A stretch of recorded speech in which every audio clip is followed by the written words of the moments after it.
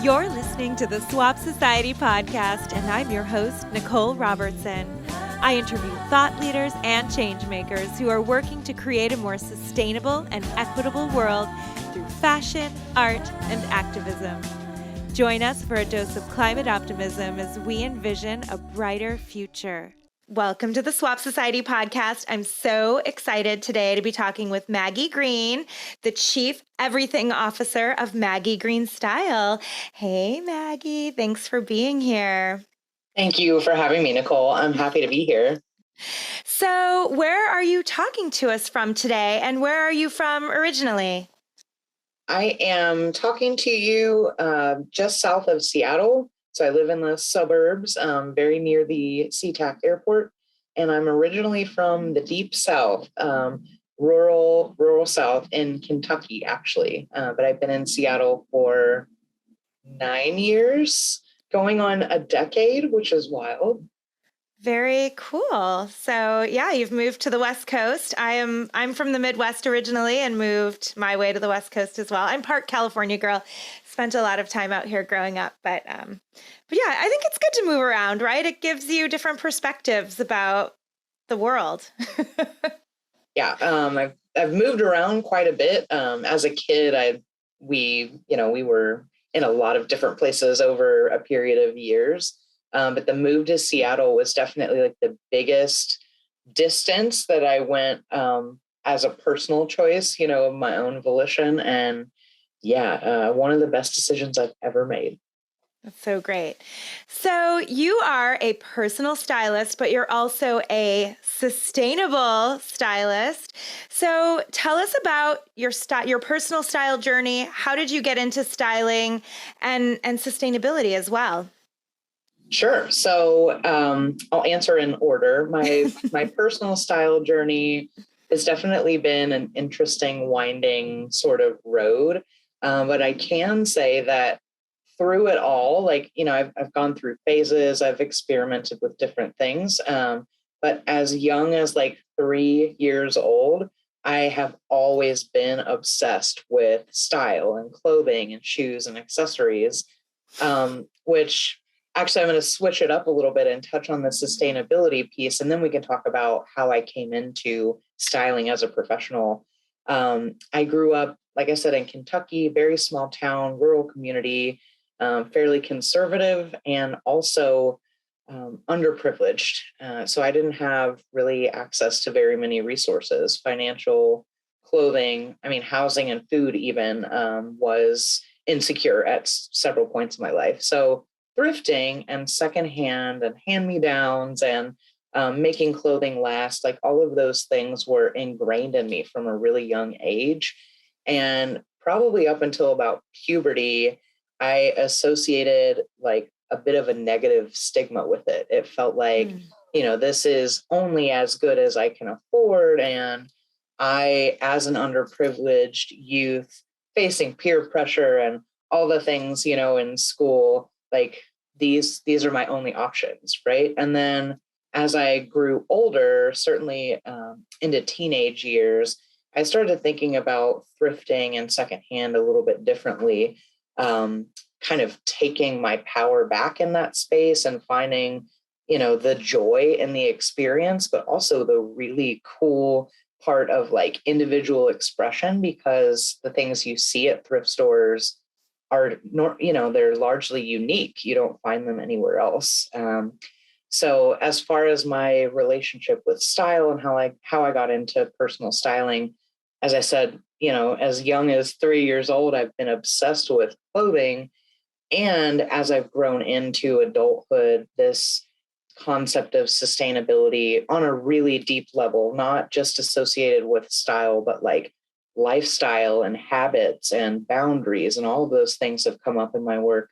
I actually quit my marketing and communications job in March of 2020. So just about the time that lockdown happened, I was one of those, crazy people, I guess, that ditched the 9 to 5 and took a chance on myself to start my own business. And I have the pandemic in part to thank for that, which is, it sounds weird to say, but it was like a a wake-up call, a catalyst. It was like, if the world is about to end, and tomorrow isn't promised, what do I want to be doing with the rest of my life?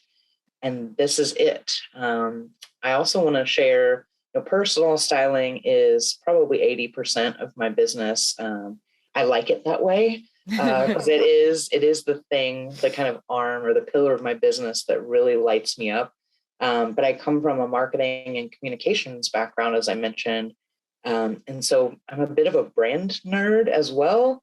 And I started thinking about personal style as a pillar really of personal brand, if personal brand is the larger umbrella. So I work at kind of the intersection of both of those two concepts to create visibility for people and encourage them and empower them to be radically and authentically themselves.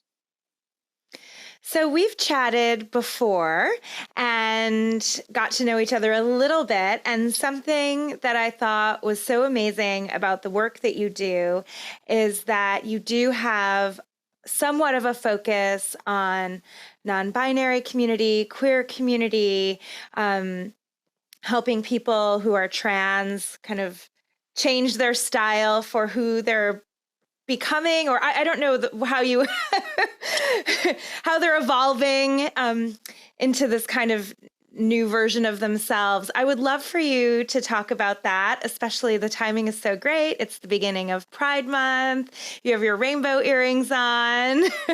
I wore some rainbow stripes. But I thought that was so great. And I would love to hear you share more about that.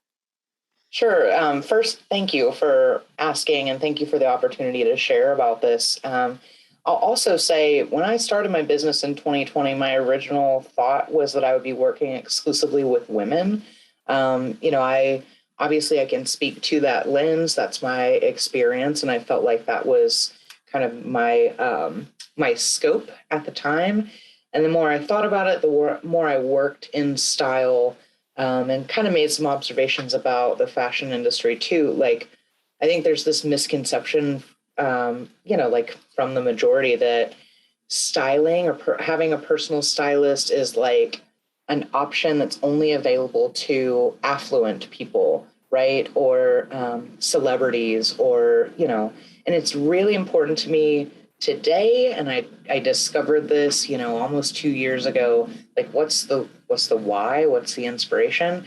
I want everyday people, every walk of life, every human being to have joy in their wardrobe and feel that the way they're presenting themselves outwardly is an accurate reflection of who they are as a person internally. So, of course, right, when I made that shift and I started communicating that to people, I've had the amazing opportunity to work with not only adult members of the queer community, but also teens and young people who are, very much exploring and discovering who they are. You mentioned about language and terminology. I would say, as far as personal style goes, especially with individuals who are non-binary or who may be in transition, it's all about gender affirmation, right? It's a validation, like a physical validation of that internal person that however you identify, who you are on the inside. It's an expression of that. And probably the most powerful experiences I've had with these people. If we have time, I'll tell you a little short story. So one of the first individuals that I worked with who is trans, she was early in her transition and a full-grown adult. So early 20s, we explored thrifting as a concept.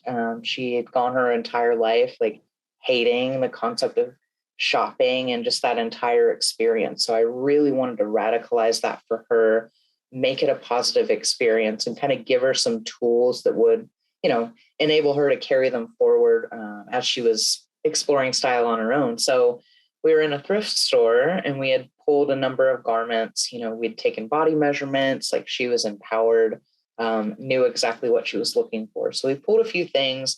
We got to the dressing room and she was trying things on. And I will never forget, I'm telling you, like the most amazing moment was So the dressing room, like I was perpendicular to the dressing room, but there was like a full length mirror outside of it. So I was kind of looking on and I witnessed her walk out of the dressing room and see herself in the mirror in a dress for the first time with like a little cleavage action. And it was like, I could see the euphoria just radiating off of her. She had never seen herself in that way, except in her mind, right? Yeah. And it happened, and I was like, just captive. I mean, like seeing this happen and knowing that I could have played even a small part in making that a reality for her was just, I mean, this is what keeps me going, right? To see people light up in their clothes, in their style, in their voice, right? Owning their story. All of those things are really important to me and my brand. Mm-hmm. That's so cool. And what a great experience to have had, to be able to witness that, right? And to help somebody through that. I imagine that that's got to be, for some people, a challenging part of the transition, right? What do I wear? Or I mean, I assume, and just from people that I know personally, that sometimes clothes just play a really important role in that, right? Because in society, what we wear is this extension of who we are. So I imagine that for some people, they experiment with clothes first, but for some people, I guess that's not always the case.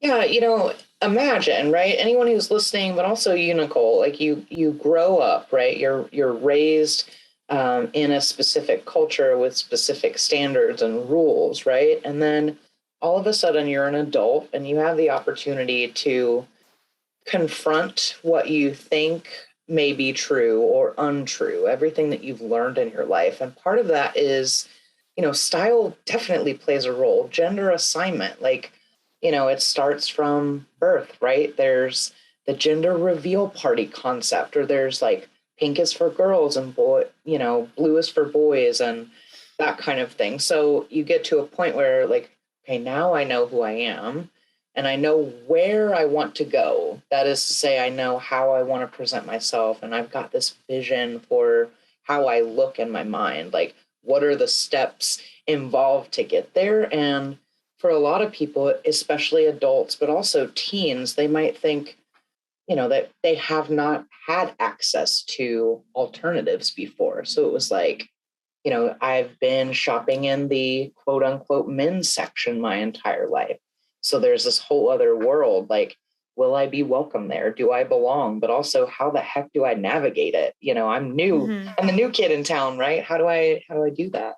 And my role is to kind of meet them wherever they are, right? In their gender identity, in their personal style. That's the biggest takeaway. Like the biggest thing I want to emphasize is, we hear the term stylist, personal stylist. For me, it's like the word personal is like bold, underlined in neon lights. Like we're really going to double down on what does it mean to you? What are your preferences? And again, like, what's that ideal future for you look like? What's that vision? I'm here to help you get to that point. When you mentioned, pink is for girls, blue is for boys. I mean, I always like to point out that those are completely constructed by random people. And it actually used to be the opposite. And boys used to wear pink. It was considered to be a softer version of red, which was more of a militaristic kind of military color in certain parts of the world. And it's interesting, I think, to see how some people really hold on to kind of whatever these fashion rules are, whatever they perceive the acceptable things to wear based on who you are in society are. And I think it's really fun to see so many people kind of breaking breaking away from that, we chatted with Lisa Jokinen recently for the podcast, the founder of Gem, which is like a vintage search engine, which is really cool if you haven't checked it out yet. But she talked a lot about how for her fashion, the concept of fashion is really that it's about rules, that something is either some things are fashionable and other things are unfashionable, and that she prefers to think of herself in terms of personal style because you have so much freedom there. I imagine that with the work that you do, a lot of people are used to following these fashion rules. And so how do you work with someone who's used to being in this kind of fashion rule construct and help them figure out what their personal style is? Amazing question. And I'm really glad that you mentioned, like, there is a distinction in my mind and in my work between fashion as a concept and style. You hit it right on the head, right? Fashion, it's all about the rules. It's all about exclusivity. It is, in my mind, the way I talk about it, it's a system, right? It's marketing, it's messaging, it's all of those things that say, this is what you need because what you have isn't enough. This is how you should look because the way you're shaped naturally doesn't meet the standard of beauty or whatever that looks like. So, as I mentioned, there's this concept of unlearning. And we kind of, with my clients, we make a deal really early on before they even decide to work with me. I have to ask them, like, are you ready for this? Because to say that it's transformational, to say that it's going to rock your world or change your life is true. I mean, because it's literally, we break down, piece by piece, everything that they have internalized, everything that they think is true about wardrobe and their relationship with wardrobe. And then we start building back up a new foundation, which I love that you mentioned freedom. I say in personal style, there are no rules. Like, clothing itself inherently has no gender, no age, right? There are no restrictions here. So if there are going to be any rules at all, like, you get to write them for yourself. So it's especially early on, like our first few conversations in a program, before we even talk about clothes, we've got to start there, right? What are the things that you believe about your body? Things like that. What do you believe about your place in the world, right? And how you want to show up. And then, it's a series of questions. And sometimes it's really, really simple. Like, do you like this or do you not like this, right? And if it's the latter, then we get it out of the way. So we know that's not a consideration. We're left with the things that you prefer. We talk about silhouettes, we talk about colors, textures, materials, style features like specific collars and button styles. Like, we get really down into the weeds.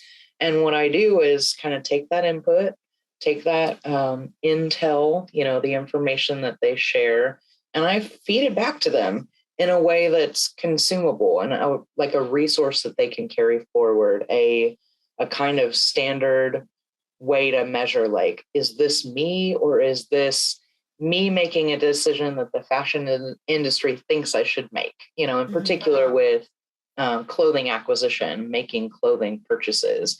Are you doing this for yourself, right? Does this suit a need or fill a gap in your life, in your closet? Or is it more, put your critical thinking cap on, right? Like, are you taking the bait? Yeah. You mentioned, not in these words, but body positivity, basically. And so it sounds like you're also working with your clients, regardless of their body type or shape or weight, and helping them. We definitely, it seems like there's more of this movement, right? We're seeing more people of different shapes and sizes and colors in marketing, but certainly there's still this kind of dominant kind of archetype, right? Like the tall, rail thin kind of supermodel type of body that a lot of people are striving for. But the reality is that most people aren't shaped that way. What are some of the mistakes that you think some people make, especially if they're curvy, when they are getting dressed or when they're picking something out? What are some tips or, takeaways that someone could have, if they're used to doing that, right? Like how do you dress for your body? So if I were in the fashion industry working as a personal stylist, I would answer this question completely differently. But from where I sit and from my own experience, the lens through which I speak and work with clients, I would say that it is absolutely, it's personal. I need to know from you, like a good fit, right? Like a great outfit, something that reflects your personal style. Like the only way to answer those questions is like, how do you feel, right? Do you feel confident? Do you feel empowered? When you look in the mirror, are you slinking into yourself and cringing, or are you like taking a second glance and like feeling yourself a little bit? As far as body types and dressing for your body type, I do not have those conversations. In fact, it brings to mind the word flattering, which is pervasive in the style and fashion community. And I have eliminated it entirely from my vocabulary. I've actually made some pretty inflammatory statements around that. It's like, we don't need this word. Where did it come from? Why is it used?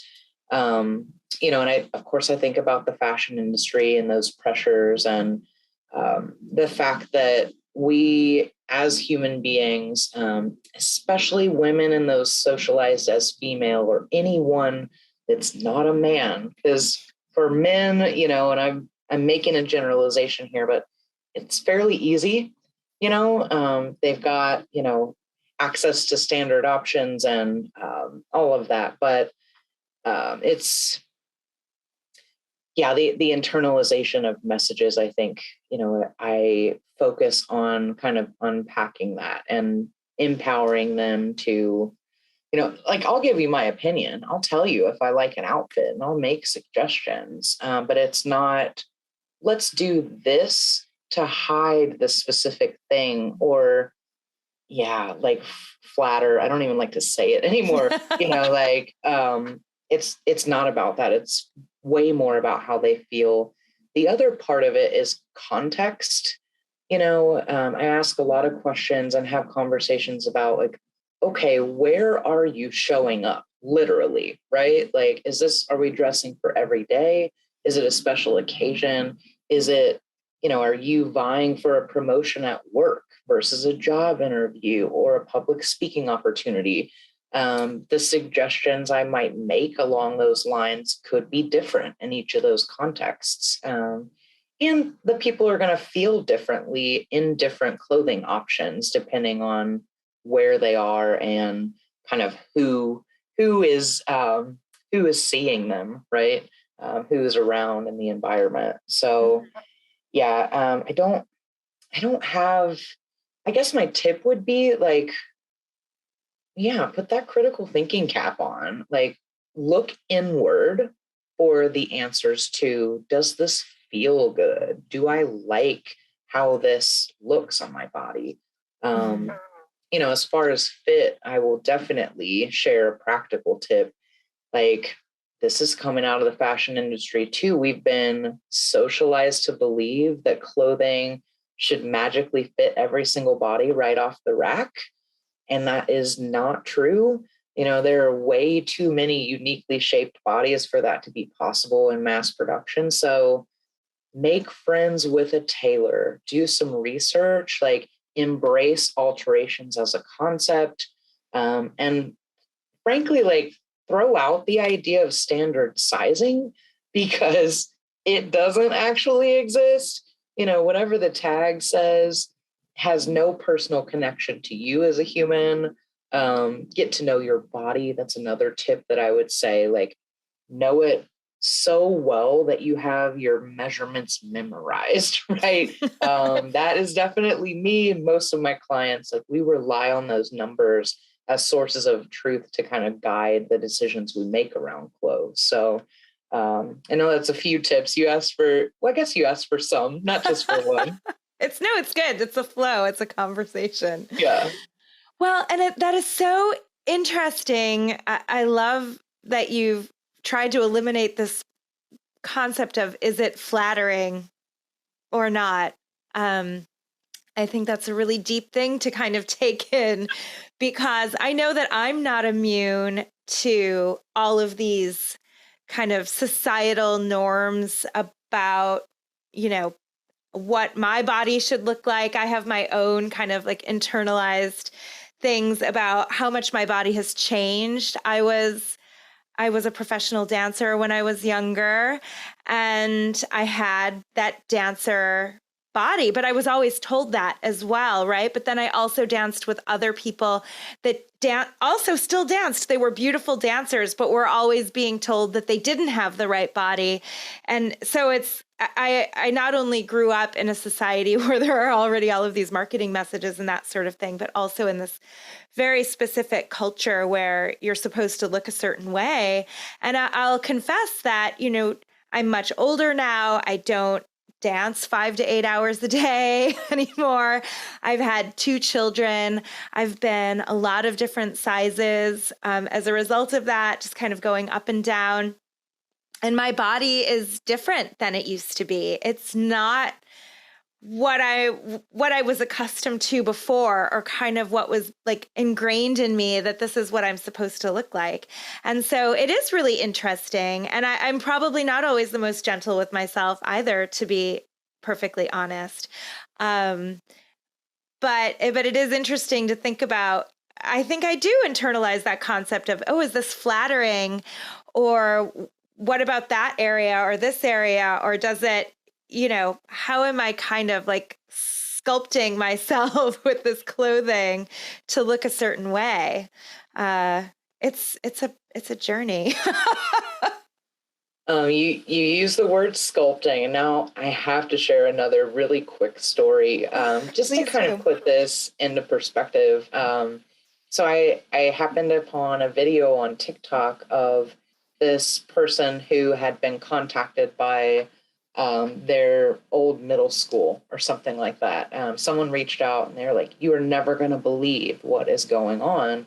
So there was this big campaign in the school to address body image issues in young girls, which sounded super promising. I was like, okay, I can get on board with this. And I kept listening and watching. And it turns out that the school decided that the solution for these pervasive body image issues among their young female student population was to provide shapewear. I know. And that was my reaction. I had a little more to say about it. It broke my heart because I remember being that girl in middle school with body image issues. And I can only imagine how it must have felt like if something like that had gone down in my school, there would have been a riot. But maybe at that age, looking back, I would have thought, okay, this is a solution. And it was just, fortunately, they shut it down really quickly. There was a lot of backlash, as you can imagine, from students, parents, and faculty. But, this was 2021, I can imagine 1950s or something. They didn't know any better, right? Maybe this will help, but yeah, it's still happening. Sure. Yeah. Girdles were common, and, or before that, corsets and all of these crazy things. And now it's like really tight, stretchy spandex, which I am not a regular shapewear wearer, but I have worn shapewear. It is not comfortable, but it's probably more comfortable than a corset. But still, that is wild. Because I feel like that's just perpetuating this concept that there's something wrong with your body and you need to change it. So here's some shapewear. Yeah, exactly. The irony was so painful because like I said, it sounded so promising and hopeful. okay, we're acknowledging that this is an issue, right? And we want to provide support and help these preteens. I mean, they're like 11 and 12 and 13 years old. Like, yeah, perpetuating that stigma around body shame. Like, that's exactly what was happening. And it's baffling. Like I said, thankfully they shut the program down. But the fact that that occurred to someone, right, to move forward with that idea is just like, I don't know. It's frustrating. I think it's also interesting when you think about even within families, right? People feel like it's free game, free reign. I don't know what phrase I'm looking for, but just like it's like appropriate to comment on how someone's body looks, whether it's how thin they are or how heavy they are or how this or that or the other thing. And I feel like all of us have those kinds of stories, right, that have impacted us in some way. And we all react to those things differently. I mean, even for myself, something when I was younger, not currently, but, oh, you're so thin, but in a negative way. And it's like, okay, well, I dance a lot. I'm an athlete and, that's my body. And, or I remember a friend of my grandmother's once said, "Oh, Nicole, you have such a cute figure." And my grandmother said, "Well, she ruined her legs with all that dancing. I have really muscular legs." They're not as muscular as they used to be, but they're still pretty muscular. But I just remember being appalled at that statement because I was thinking, I worked really hard for these legs. I put in a lot of work and like I have really strong muscles, like I have a healthy, strong body. And it's interesting. And as a parent, I make a concerted effort to not ever comment on my children's body in that way at all, or their weight, and if they see me exercising, I make a point of not saying it's because I'm trying to lose weight. It's always in the context of I'm exercising because it makes my body feel good and I want to be healthy and I want to be strong. I want to get stronger. And it's never, I'm just very conscious about that. And I happen to have 2 boys, but I think that it's important even with boys, not even just with girls. But to have your school, so it's like, it might be happening at home. And then obviously we're marketed to in a specific way. And then to have, your school kind of saying here's some shapewear. I'm still reeling about that. I'm going to have to process that for a while. I dropped a big one on you. That was definitely which let's talk about, let's continue this conversation. There is a term for it. I won't take credit for coming up with the term to describe this situation. But I will say I've not seen it talked about or acknowledged anywhere else. And it's this concept of wardrobe and shopping and body trauma. I'm not a licensed mental health professional, but I am a survivor of abuse and survivor of trauma. And I've been formally trained in trauma-informed care and advocacy. So, when it comes to, I think about this concept of like inheriting or having this legacy baggage, like how many people on this planet, women, men, everyone on the gender spectrum, how many people are carrying the weight of those things on their back as they're making decisions about what they want to wear? And, like how many decades ago was this comment made to you by this really close family member? And today it's just as vivid as it was in that moment. Like it has a lasting impact, which, is why I think it's amazing to have the opportunity to work with youth, teens in particular, on Although sometimes I do fantasize about like, can we reach them earlier? Can I reach them earlier before those seeds are planted, you know? But yeah, teenagers in your 20s, 30s, 40s. I've worked with 60 plus year old women and men and non-binary individuals who are like, you know, they just have these beliefs that they didn't come up with. And there's like, they're not rooted in anything personal or aligned with their core values. It's literally like other people's crap they've been carrying around all their life, you know? So part of my work is like, Nicole, let it go, right? Like you've got a chance. Like, and I want to thank you too for acknowledging the challenge as a parent, you know, no matter what gender your children are, but like having the awareness and the conscientiousness to like, this is my stuff and I've got to deal with it in my own private way and in a way that's not going to influence or directly impact like this next generation. Actually had a mother reach out to me. It's been a couple of days ago, earlier this week though. And she's like, you know, I continue to struggle with body image issues and she's raising young girls. She's like, it is a struggle. You know, I have to catch myself every time when I have the thought, let alone when I, you know, go to speak and say something that they might just like soak up like sponges. That's what children do, you know? You mentioned, and we were talking about just how we interact with children and your friend and how careful she's trying to be. And I do think that is something that's completely new, right? This idea, well, I guess conscious parenting is a concept in general, but also this idea of trying not to pass our generational baggage onto our children, but also even circling back to what we talked about earlier about what boys are supposed to wear or girls are supposed to wear. You know, my younger son loved dresses when he was little, tutus, rainbows, kitty cats, unicorns, sparkle, everything, pink, purple, like cute stuff that is typically girly. And I suppose there was more access for him to that because I happen to own a clothing swap.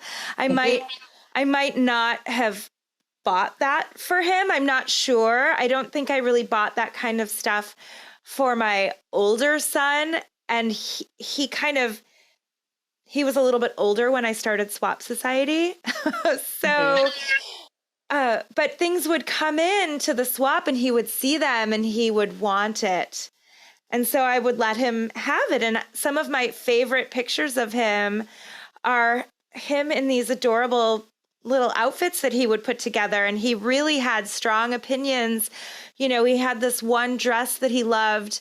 He called it the butterfly dress. And it had this like sequin thing on the front and a pink skirt. And he would wear it with a pink cardigan. Or he had this kind of tutu thing that he would wear. And we have this amazing picture of him using a drill in his froofy dress, you know. And there was a moment, and we never said, we just made a conscious decision. We would never say, oh, this is for a boy or this is for a girl. And you know, there was a day, not that long ago, honestly, maybe about a year ago or maybe two. I don't know. The pandemic A blur, yeah. has made it kind of hard to keep track of time.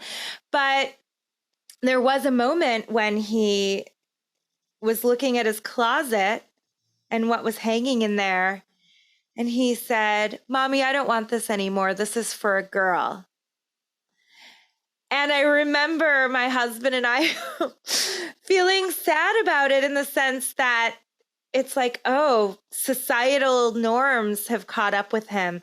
We send our kids to this very intentionally diverse school, and it's very, very open, right? They don't impose gender norms on students at the school, which we love.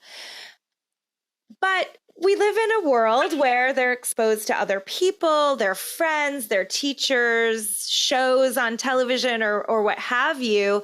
And he just started piecing together this idea that he shouldn't wear certain colors or certain types of clothes anymore.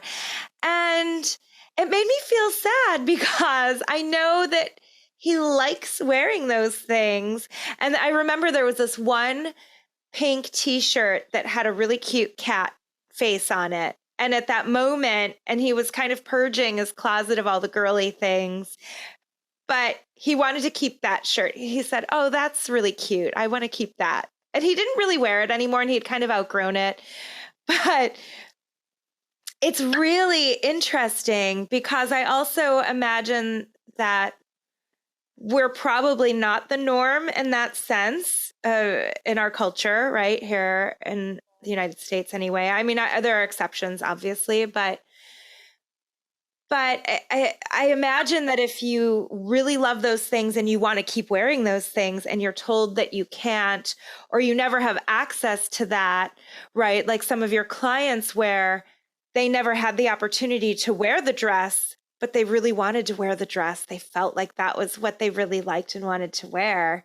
It's so great that you're helping people kind of get to that point and help them through that moment, because you have, right? You said you have to unlearn things.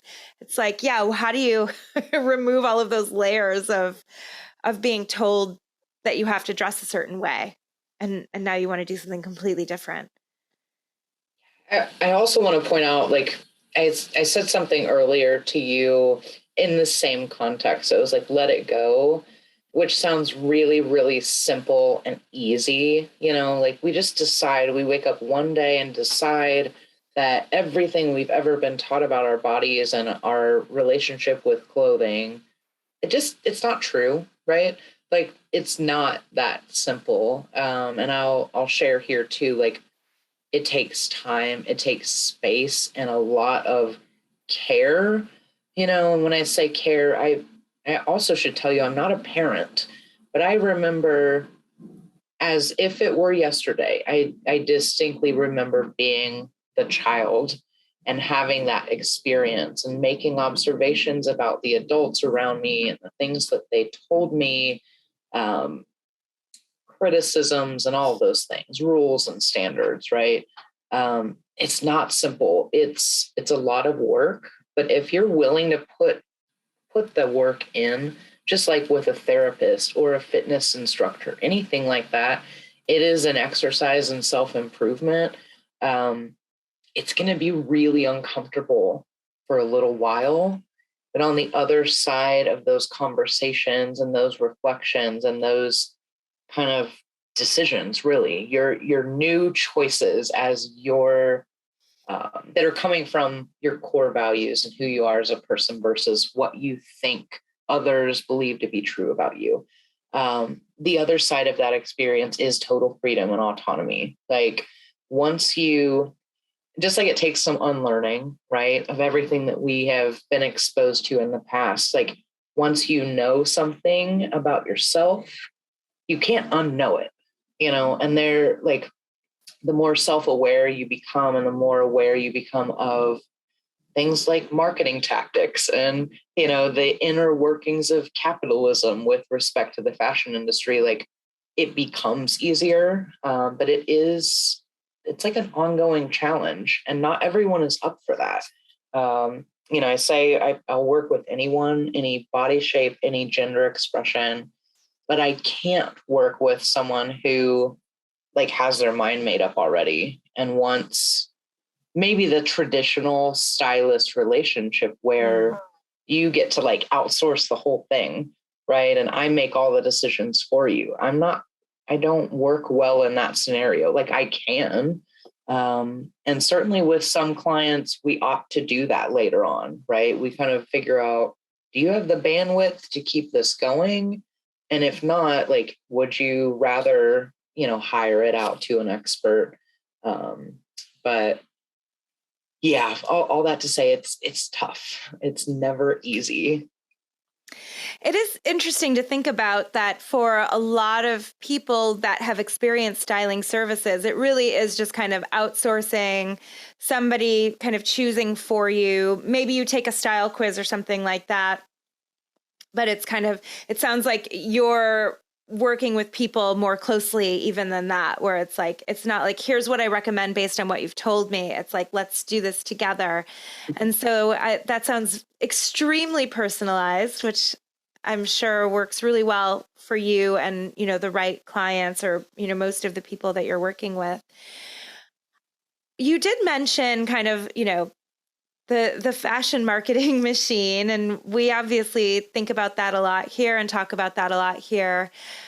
How did you, you know, come to be so focused on the sustainability piece? And I know that from looking at your website and talking with you in the past, that you are kind of focused on this secondhand first mentality. And how responsive are people to that also? Sorry, I know I ask you multiple questions with every question. I'm keeping up. I think I've got you. Yeah. Thank you. Like I love a complex question. And these are all great questions. So thank you. I would say it's a mixed bag. You know, the people who have come to know my work and seek me out do so for that reason. You know, they have their own convictions and priorities around living more sustainably, or at least having less of a negative impact on the environment. So it's kind of a shared values piece there.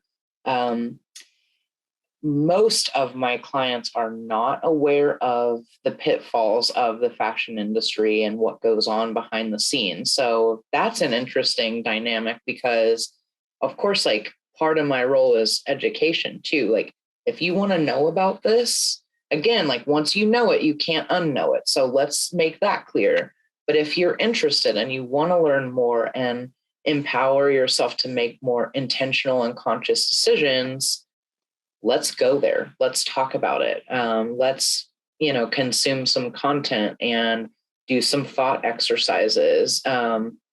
As far as how I came to sustainability, I mean, it's been so natural and organic, you know, it's like the logical next step for me coming from super limited resources, also caring, like legitimately caring in my heart and in my gut about the future of this planet and humanity. Like any small step, here's a tip, here's an insight for people listening. Like it doesn't need to be an overnight radical, like, okay, I'm not buying any new clothes again ever in my life.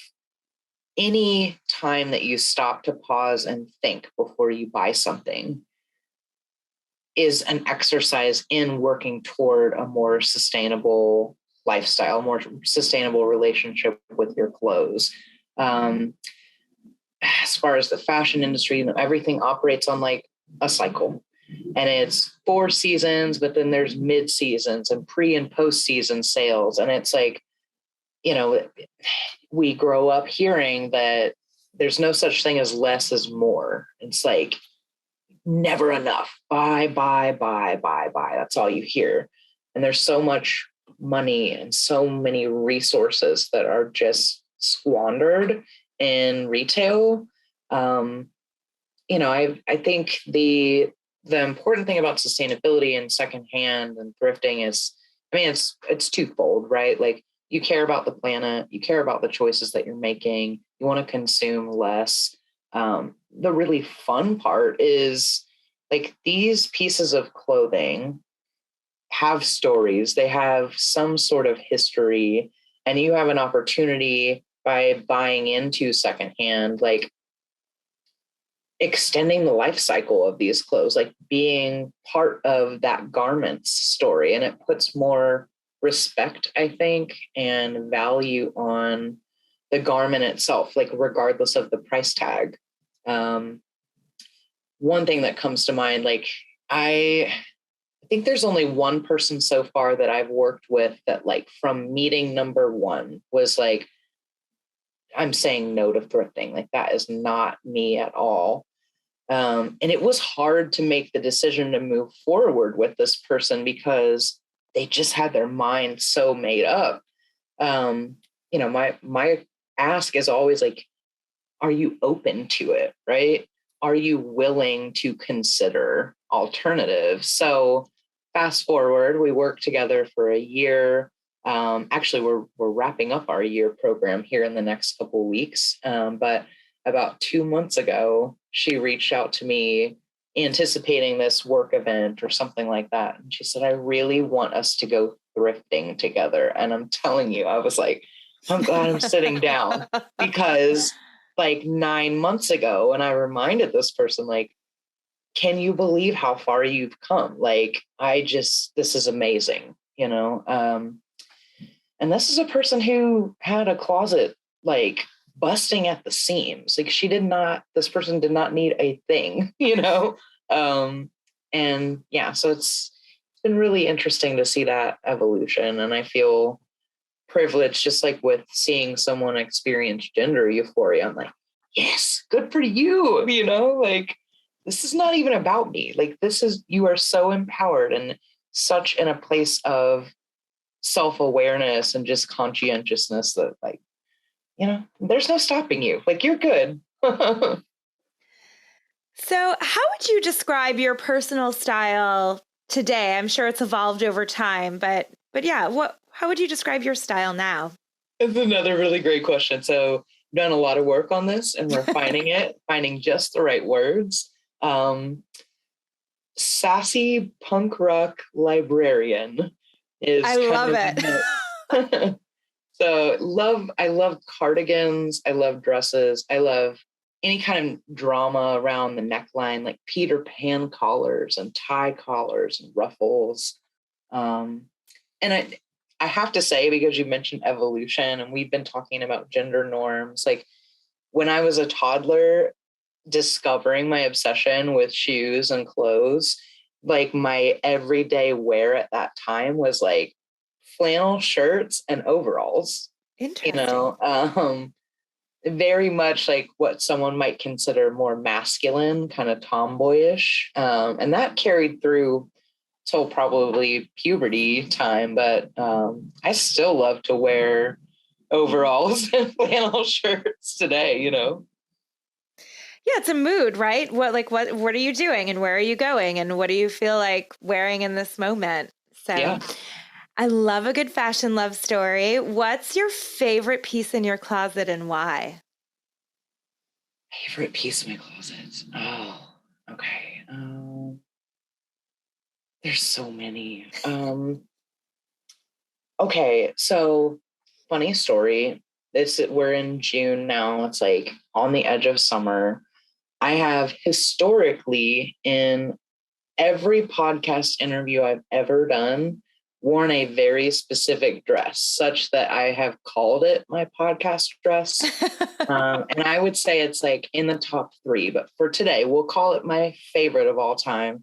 It's like bubblegum pink, baby whale corduroy, sleeveless. So I've styled it like as a jumper. I often wear a blouse underneath. And it did not originally have pockets when I got it on the secondhand market. So I installed them myself.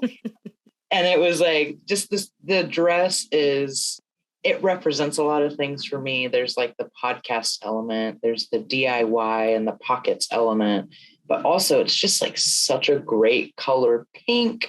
The corduroy makes me think of, like age 5 and like the cute onesies and play suits and stuff that I wore.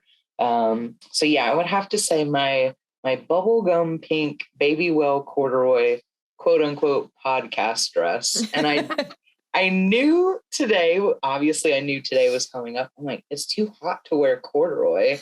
So this is like the next in line. I think this is my seasonal alternative to the pink corduroy dress. I love it. I love that shade of green. It's such a fun, vibrant color. It's beautiful.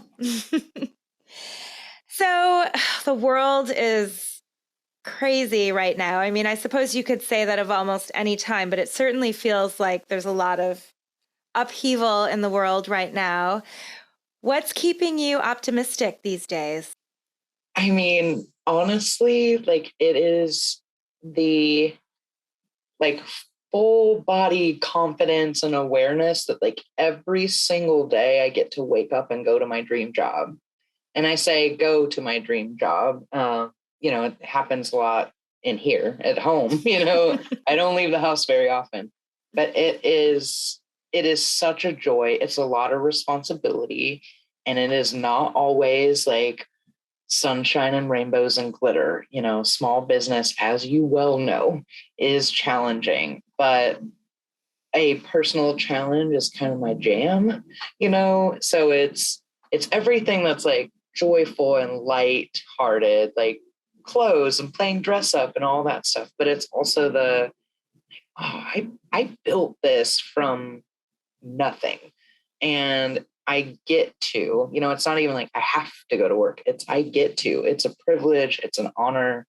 I mean, 2 years strong, and like I haven't slowed down yet. It's just like I feel like I don't know, like I'm on a rocket ship. It just never gets old. I'm never bored. And there's always something to do, which is pretty cool. So I would say it's work. It's my job, my business. I love it. And how can people find you? Another great question. Thank you for asking. I'm on Instagram, Facebook, and TikTok at Greene Style Mags. That's green like the color, style Mags. And my 100% DIY website, where you can learn more about me or reach out and connect, is maggiegreenstyle.com. And in that case, it's green like my last name, which is the color with an E at the end, style.com. Got it.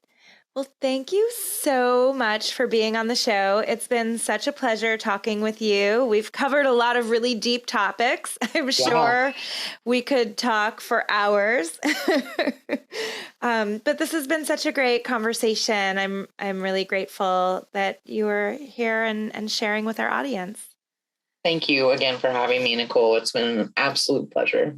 Have a great day. You too. Thank you for listening to the Swap Society podcast.